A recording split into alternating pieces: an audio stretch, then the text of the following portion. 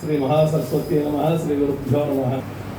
గోసేవ చేయడం అనేది చాలా విశేషమైనటువంటిది. పూర్వజన్మ సుకృతం ఉంటే కానీ గోసేవ చేయడం అనేది లభ్యం కాదని చెప్పని అనుకుంటున్నాను నేను. మన యోగమూర్తి గారు ప్రధానంగా సద్గురు యోగా అసోసియేషన్ తరఫున గోసేవ చేయాలని చెప్పనని వారి శిష్య బృందంతో కానీ, మిత్ర బృందంతో కానీ, భక్త బృందంతో కానీ వారు గోసేవ చేయాలి అనేటువంటి ఒక మంచి దృఢమైన సంకల్పం చేసుకుని ప్రతి ఆదివారం ఒక్కొక్క గోశాలలో గోసేవ చేయాలి అని చెప్పని ప్రారంభించారు. అలాగే రోడ్డు పైన తిరుగుతున్నటువంటి ఆవులకు కూడా యథాశక్తిగా గోసేవ చేస్తున్నారు. ఇందులో భాగంగా వారు మొదలుపెట్టినటువంటి శుభ సంకల్పం ఆ పరమేశ్వరుడు పార్వతీ పరమేశ్వరుల అనుగ్రహం వలన, గోసేవకుడైనటువంటి ఆ గోవిందుని యొక్క అనుగ్రహం వలన ఆదివారం ఈ రోజున 170వ ఆదివారానికి చేరుకున్నాం. అందరి సహకారంతో, ఒక మూర్తి గారు కాదు, నేను కాదు, అలానే అందరూ భక్తులు కానివ్వండి, గోసేవకులు కానివ్వండి, అందరూ కూడా కలిసి ఈ యొక్క 170వ ఆదివారానికి చేరుకున్నాం. ఇదంతా కూడాను దైవానుగ్రహంగా భావిస్తున్నాం. అటువంటి గోసేవ ప్రధానంగా అయోధ్య నగర్లో ఉన్నటువంటి ఈ గోశాలలో ప్రారంభం అవడం అనేది చాలా అదృష్టంగా భావిస్తున్నాం మేమందరం కూడా. మొదటి ఆదివారం మొదటి ఆదివారం నాడు ఇక్కడ అయోధ్య నగర్ గోశాలలో చేయాలి అనేటువంటి సంకల్పంతో మూర్తి గారు ప్రారంభించారు. ఇప్పటికి 170 ఆదివారాలు పూర్తయినాయి. ఒక గోసేవ చేయడం అంటే అక్కడికి వెళ్ళి మేత వేయడమే కాదు, అక్కడ ఉన్నటువంటి పేడ అవన్నీ కూడా తీసి ఆ గోశాలంతా శుభ్రం చేసి ఆవులకి యథాశక్తిగా దాణా కానివ్వండి, కూరగాయలు కానివ్వండి, ఆవులకి మేత కానివ్వండి పెట్టడం ఇవన్నీ కూడా వచ్చేసి, ఇవన్నీ కాకుండా ఏమండి ఇక్కడ మనం జీవించున్నాము, మనం పుణ్యం సంపాదించుకోవడం కాదు, పూర్వీకులు అంటే ఉత్తమ గతులు పొందినటువంటి వాళ్ళు కూడా, పరంపదించినటువంటి వాళ్ళు కూడా ఉత్తమ గతులు సాధించాలి అనేటువంటి సంకల్పంతో వారు ఇప్పటికీ చాలా విశేషంగా విజయవాడ చుట్టుపక్కల ఉన్నటువంటి గోశాలన్నింటిలో కూడా గరుకు స్తంభాలను పాటించారు. సుమారు ఎన్ని స్తంభాలండి? 243 అంటే 243 గరుకు స్తంభాలని స్థాపించారు. ఏపీ మొత్తం అండి, ఆంధ్రప్రదేశ్ మొత్తం అంతా కూడా భక్తులు అందరూ సహాయ సహకారాలతో. దానివల్ల ఏంటంటే పూర్వీకులకి ఉత్తమ పరంపదించినటువంటి వాళ్ళు, అప్పుడు అలాగే ఇప్పుడు నివసిస్తున్నటువంటి వాళ్ళు, రాబోయే తరాల వాళ్ళకు కూడాను అందరికీ కూడా శుభం కలగాలనేటువంటి వాళ్ళు ఉత్తమ గతులు సాధించాలనేటువంటి ఉద్దేశంతో జన్మరాహిత్యం గురించి అవనండి, ఇంట్లో వాళ్ళ ఆయురారోగ్య ఐశ్వర్యాలకు కానివ్వండి, విద్యకు కానివ్వండి, ఉద్యోగానికి కానివ్వండి, వివాహానికి కానివ్వండి, అన్ని రకాల కూడా అందరికీ కూడా శుభవర్మానాలు ప్రసాదించాలనేటువంటి ఉద్దేశంతో వారి మనస్సంకల్పం చేసి ఇప్పటికీ అలాగే గోశాలలో 5 వాటర్ ట్యాంకులు పెట్టించారండి. ఏంటంటే గోవులన్నిటికీ కూడా ప్రతినిత్యం కూడా నీరు లభ్యం అయ్యేటట్టుగా వాటికి పెట్టేటట్టుగా 5 వాటర్ ట్యాంకులు ఏర్పాటు చేయడం జరిగింది. అలాగే ఏదైనా ఆవుకు కానివ్వండి, దూడకు కానివ్వండి, ఏదైనా లేవలేనటువంటి పరిస్థితి అంటే ఒక్కోసారి ఏమవుతుందంటే కాల్షియం డౌన్ అయిపోతుంది, ఆవుల్లో పశువుల్లో కాల్షియం డౌన్ అయిపోతుంది.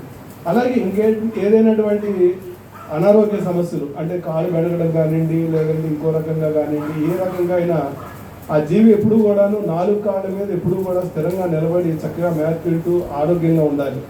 అటువంటి ఆ పశువులకు కానీ ఏదైనా కనుక అనుకోకుండా ఇబ్బంది కలిగితే వెంటనే వాటిని లిఫ్టింగ్ మిషన్ అంటారు, కౌ లిఫ్టింగ్ మిషన్ అంటారు అనమాట. ఆ లిఫ్టింగ్ మిషన్ ఏంటంటే బేస్మెంట్ పెట్టి దానిలో నిలబెట్టి దానికి వైద్యం చేయిస్తే రాబోయే 2-3 రోజుల్లో వాటికి మళ్ళీ ఆ పాదాల మీద, ఆ గిట్టల మీద నిలబడే శక్తి ప్రసాదం జరుగుతుందన్నమాట. అది దాని గురించి ఒక విజయవాడ చుట్టుపక్కలలో కూడా ఇక్కడ అయోధ్యనగర్ గోశాలలో ఒకటి, ఎర్రపాలెం గోశాలలో ఒకటి, వరగాని అనేటువంటి గోశాలలో ఒకటి, 3 లిఫ్టింగ్ మిషన్లు. ఎందుకంటే ఇక్కడ ఈ లిఫ్టింగ్ మిషన్ ఇక్కడ ఉన్నదండి, దీని చుట్టుపక్కల పరిసర ప్రాంతాల్లో ఎక్కడైనా కానీ, గోశాలలో కానీ, బయట ఆవులకు కానీ ఏదైనా కానీ ఇబ్బంది కలిగితే వెంటనే వీళ్ళ దగ్గరికి వెళ్ళి ఆ యొక్క లిఫ్టింగ్ మిషన్ని ఉపయోగించి వాటిని మళ్ళీ యథాశక్తిగా పూర్వ ఆరోగ్య స్థితి వచ్చేటట్టుగా ప్రయత్నం చేయాలని చెప్పిన ఉద్దేశంతో వారు ఆ రకమైనటువంటి సంకల్పం చేసి దాన్ని కూడాను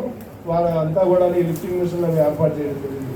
అలాగే ఆవులు అన్నీ కూడా ఆరోగ్యకరంగా ఉండాలి. ఇప్పుడు కలియుగంలో ఉన్నాము, పూర్వం అంటే అంతా కూడా ప్రకృతి విషయంగా అన్నీ కూడా జరిగేవి. కానీ ఇప్పుడు ఏంటంటే ఇప్పుడున్నటువంటి పరిస్థితుల్లో ఆవులకి అనారోగ్య సమస్యలు మోపడం మీద కానివ్వండి, ఒంటి మీద కానీ ఏదైనా చిన్న చిన్న గాయాలు జరగనివ్వండి, లేదంటే ఇంకెక్కడైనా శరీరం మీద చిన్న చిన్న బుడిబలు రావడం కానీ, పొదుగు వాపు కానీ, రక్తహీనత కానీ, లేదంటే ఏదైనా సరే ఎటువంటి అనారోగ్య సమస్యలు ఉన్నా కూడా అనారోగ్య సమస్యలన్నీ కూడా నివృత్తి అయిపోయి అవి సంపూర్ణ ఆరోగ్యంగా ఉండడానికి అని చెప్పనని వారు నాగశ్రీ అనేటువంటి హోమియోపతి డాక్టర్ గారితో సంప్రదించి వారు ఇచ్చినటువంటి సలహా మేరకు వారందరికీ కూడా అన్ని గోశాలకి, ఈ గోశాలను కాకుండా ఏపీలో ఉన్నటువంటి 100 గోశాలకి హోమియోపతి మందులు కిట్ ఒకటి ఏర్పాటు చేశారు.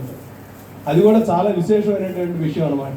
అలాగే దీని తర్వాత ఆవులన్నింటినీ కూడాను ప్రతి నెలా కూడాను వారి యథాశక్తిగా అన్ని గోశాలకి కూడాను వాడికి ఆవులకి మేత ఆహారం అనమాట, దాణా బస్తా అంటారు. అది మిచ్చరుగుళ్ళు కానివ్వండి, గోధుమ పొట్టు కానివ్వండి, అలాంటిది ఇప్పుడు ఎన్ని గోశాలకండి 80 గోశాలకి ప్రతి నెల కూడాను అక్కడ ఉన్నటువంటి ఏపీ మొత్తంలో 80 గోశాలకి అక్కడ ఉన్నటువంటి పశువులు ఎన్నైతే కనుక ఉన్నాయో వాటికి తగ్గట్టుగా 25 కిలోలు కానీ 50 కిలోలు కానీ అవసరమైతే 100 కిలోలు అయినా కానీ అక్కడ సమర్పించడం అనేది వారి యొక్క సహకారంతో గోసేవకులందరూ కూడాను, మిత్ర బృందం అందరూ కూడా కలిసి, అలాగే వారు సద్గురు యోగా అసోసియేషన్ కాకుండా వారి యోగా అసోసియేషన్లో వారి ఉన్నటువంటి వారి యొక్క శిష్య బృందం ఒక 500 మంది అండి, 480 మంది శిష్య బృందంతో వారందరూ వారి మిత్ర బృందం అందరూ కూడా కలిసి, సార్ తమ పేరేంటండి?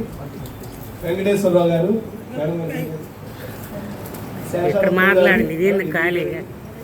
ఉదయశ్రీ గారు, పద్మావతి గారు, సుధారాణి గారు, విజయలక్ష్మి గారు, జేఎస్ఆర్ నేమ్ బ్రాండ్ లాగా అనమాట, వెంకట్ గారు, అలాగే మన యోగామూర్తి గారు ఇక్కడికి ప్రత్యక్షంగా వచ్చిన వారే కాకుండా ఇప్పుడు ఒక్కొక్కసారి సందర్భాన్ని బట్టి ఒక్కొక్క వారంలో 2-3 గోశాలలో కూడా వెళ్ళి చేసేందుకు వాళ్ళందరూ కూడాను ఒక 10 మంది 20 మంది భక్త బృందం కింద వెళ్ళి ఆ గోసేవ చేయడం అనేది కూడా జరుగుతుంది. ఇది నిజంగా పూర్వజన్మ సుకృతం, వచ్చే జన్మకు కూడా మంచి ఇది కలగాలని చెప్పనని, అలాగే నిరంతరం ధర్మ కార్యాచరణ చేసేందుకు వీరందరికీ కూడాను ఆ పార్వతీ పరమేశ్వరులు, శ్రీ జ్యోతిస్వరూప శ్రీ అలివేలు మంగా పద్మావతి సమేత శ్రీ వెంకటేశ్వర స్వామి వారి యొక్క గోమాతల యొక్క సంపూర్ణ అనుగ్రహంతో వారి కుటుంబ సభ్యులు సకల భక్త బృందం కూడా అందరూ కూడాను ఆయురారోగ్య ఐశ్వర్యంతో సుఖ సంతోషంతో ఉండి ఇంకా ఇటువంటి దైవ కార్యక్రమములు, ధర్మ కార్యక్రమాలు, అలాగే గోసేవా కార్యక్రమాలు ఇంకా ఇంకా ఇంకా ఇంకా బహుళంగా కూడా వారు చేస్తూ వారందరూ సహకారంతో ఈ యొక్క సంస్థ కానివ్వండి, సేవ కానివ్వండి నిరంతరం కూడా ఎప్పుడూ కూడా కొనసాగాలని చెప్పనని, మానవ సేవయే మాధవ సేవ, అలాగే గోసేవయే గోవిందుని సేవ అని ఈ 2 కాన్సెప్ట్స్తో వారు ముందుకు వెళ్ళి అందరినీ కూడా తీసుకెళ్తున్నారు, అందరినీ నడిపిస్తున్నారు. మనందరినీ నడిపించేది భగవంతుడు అయితే ఈ సేవకులందరినీ కూడాను అది పూర్తిగా లేకపోతే వారిని ఏమని చెప్పని అంటున్నారు. అటువంటి ఈ గోసేవ అనేది ప్రప్రథమంగా అయోధ్యలోని గోశాలలో ప్రారంభం అవడం అనేది వారికి, అలాగే గోసేవకులకి మరియు మాకు కూడాను చాలా ఆనందదాయకంగా ఉంది.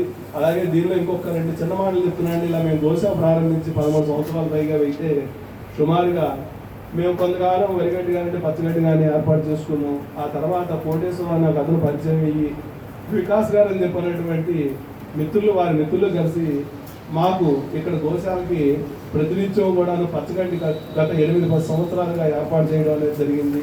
వారు కానీ వారి కుటుంబ సభ్యులు, వారి మిత్ర బృందం, వారి సభ్యులందరూ కూడా ఆయురారోగ్య ఐశ్వర్యంతో సుఖ సంతోషాలతో ఉండాలని ఈ యొక్క గోసేవ అనేటువంటిది నిరంతరం అందరి చేతుల మీదుగా కూడా అన్ని చోట్ల కూడా జరిగి గో సంపద సమృద్ధి అయ్యి అందరూ కూడా ఆయురారోగ్య ఐశ్వర్యంతో సుఖ సంతోషాలతో ఉండాలని చెప్పనని ఆ పార్వతీ పరమేశ్వరుని మనస్ఫూర్తిగా జ్యోతిస్వరూప శ్రీ వెంకటేశ్వర స్వామి వారిని మన అలివేలు మంగ పద్మావతి సమేత శ్రీ వెంకటేశ్వర స్వామి వారి మనసావాచ కర్మణ కోరుకుంటూ అందరూ కూడా సుఖంగా ఉండాలని చెప్పనని ఈ యొక్క విషయాన్ని మీ అందరికీ కూడాను సభాముఖంగా ఈ గోసేవలో తెలియజేసేటువంటి అవకాశాన్ని మూర్తి గారు వారి భక్త బృందం ఇచ్చారు. ఎందుకంటే వారంత పని చేయకపోతే కనుక మేము ఈరోజు చెప్పడానికి మాటలు కూడా ఉండవు. అటువంటి మాటలు ఉన్నాయి అంటే వారు చేతలు చేశారు కాబట్టి మనం చెప్పగలుగుతున్నాం. ఈ అవకాశాన్ని కల్పించినందుకు అందరికీ కూడా పార్వతీ పరమేశ్వరుల యొక్క అనుగ్రహం కలగాలని చెప్పి కోరుకుంటూ గోవిందా గోవిందా గోవిందా జై గోమాత జై గోమాత జై గోమాత జై గోమాత జై గోమాత జై గోమాత.